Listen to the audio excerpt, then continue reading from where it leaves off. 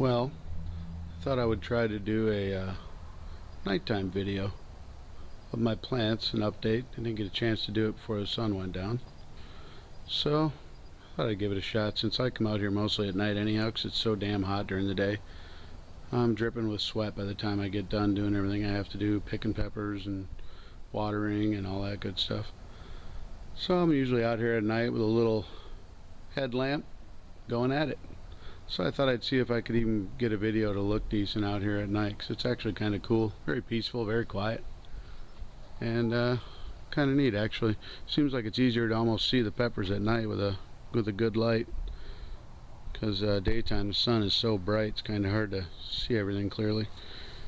This is the butch-t here, one of them. It's doing really good. The peppers are just everywhere on these plants.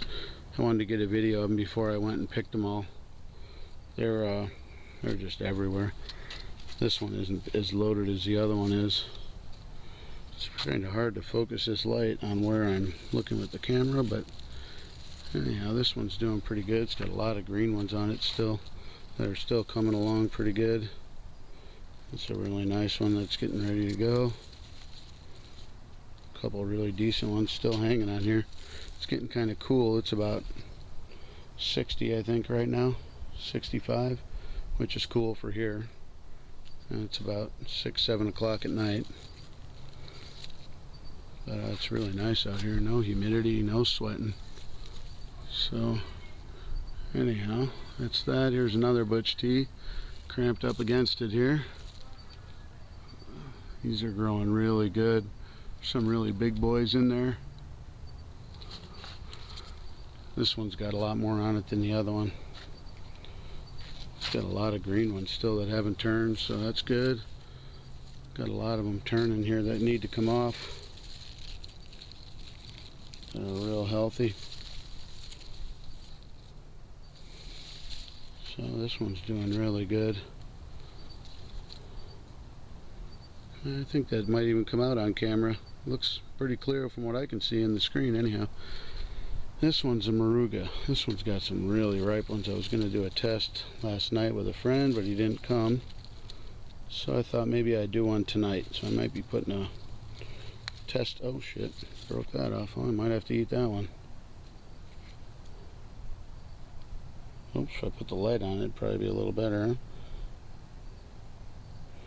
Nice little moruga.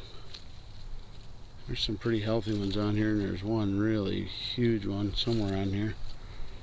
It's right here. I might have to eat that bad boy tonight. That one's a lot bigger than the first one that just fell off. Kinda cool. Alright, that's the moruga.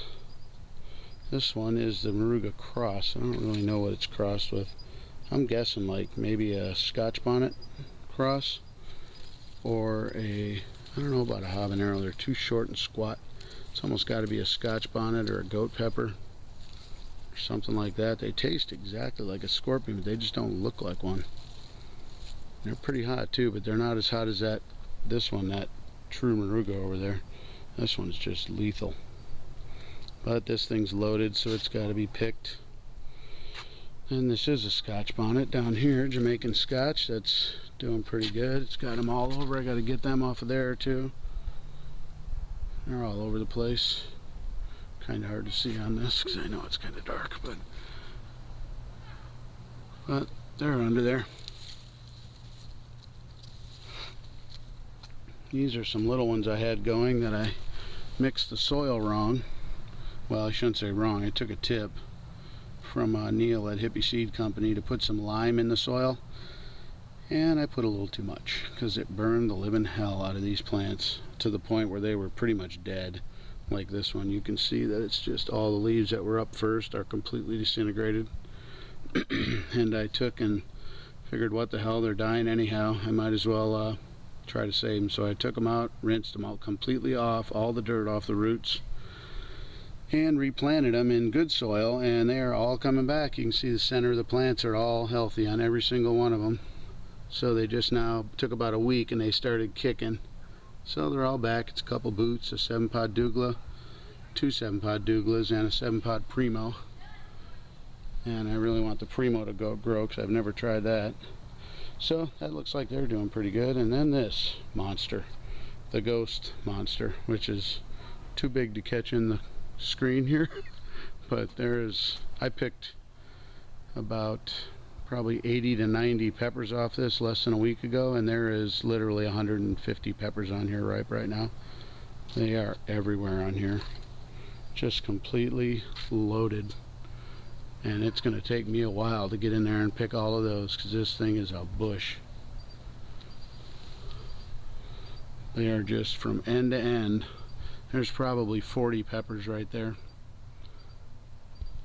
This is some big, some really small, most of them medium sized, but this ghost pepper's never been put out big pods. I don't know if it's a cross or what it is, but it is hotter than hell, and it's been cruising along. Now these are only about 1.5 inches long, barely pointy anymore, this batch.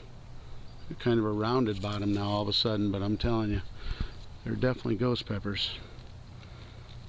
There's a nice one. That's pretty decent size, but that's about as big as they get. I haven't had too many that were much bigger than that, about 2 fingers wide. I know everybody else is growing ghosts. They're always huge and gnarled, but I don't know. This came from a grower and that's local here. I don't know what happened to it, but I'll tell you what, it's pretty damn hot. And that's about it for those. I got a bunch of seedlings started in the house, and I got a bunch of stuff I'm going to try to grow through the winter and get it rolling. But we'll see how they come out, if they make it. If not, I'll start again in spring and get them rocking. Anyhow, that's a night view of the chili garden.